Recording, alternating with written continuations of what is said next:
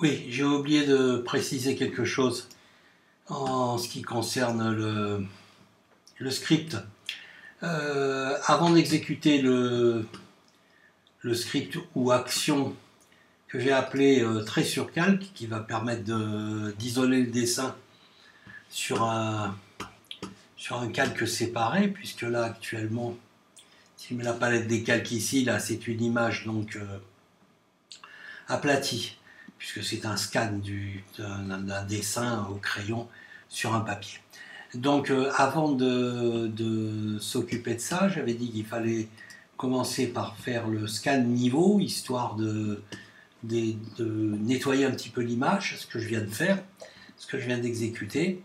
Et ensuite de ça, il faut penser à quelque chose, c'est tourner l'image en noir et blanc. S'assurer d'abord ici qu'on a bien le noir en premier plan et le blanc en deuxième plan, hein, donc ne pas confondre.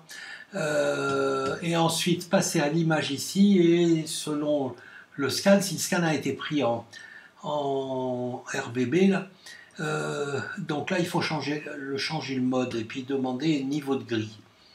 Voilà. À ce moment-là, on est en noir et blanc et on peut exécuter le script trait sur calque.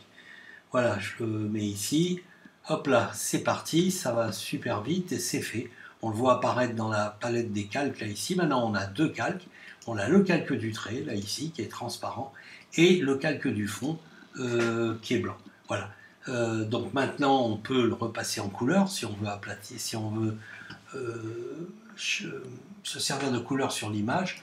Donc voilà, on le passe en RVB. Le passage en RVB propose d'aplatir l'image. On refuse, c'est-à-dire non, donc on passe bien en RVB, mais on a gardé les calques. Voilà, et donc maintenant, voilà, c'est tout simple. Avec n'importe quel pinceau et brosse un petit peu large éventuellement. Donc voilà, si on veut choisir n'importe quelle couleur, on peut maintenant colorer sur le calque d'arrière-plan sans pour ça. Là c'est une couleur un petit peu foncée, on se rendra peut-être un peu moins compte. Mais voilà, si on colore ici, le trait est sauvegardé, de toute manière, la couleur est sur le calque du fond et pas sur le calque trait. Voilà, bon, je conseille de laisser le calque du fond blanc, de toute manière. Là, c'est ce que je vais faire, je l'efface. Et lorsqu'on veut colorer, on crée un autre calque qu'on peut nommer color. Et puis le calque du trait, je conseille aussi de le nommer. Voilà, à ce moment-là, c'est assez facile de choisir une couleur. Et puis, voilà, peu importe. Et puis d'aller colorer ce qu'on veut sur le dessin en changeant les couleurs, en faisant absolument tout ce qu'on veut. Coloration normale, et le dessin, c'est comme si on l'avait fait directement sur l'ordinateur.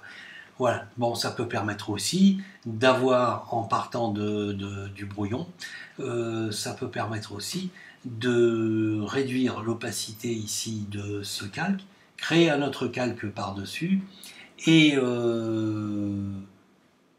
refaire le dessin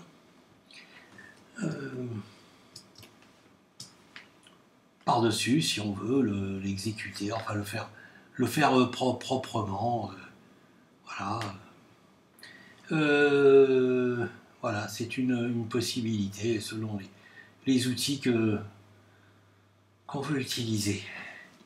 Voilà, donc c'est très pratique de descendre, je dis voilà assez souvent finalement, c'est très pratique de descendre vraiment la luminosité assez fortement du calque d'origine et puis de regarder ce qu'on est en train de dessiner. Voilà, j'en ai fini avec ce petit tuto et j'espère que ça t'aura rendu service.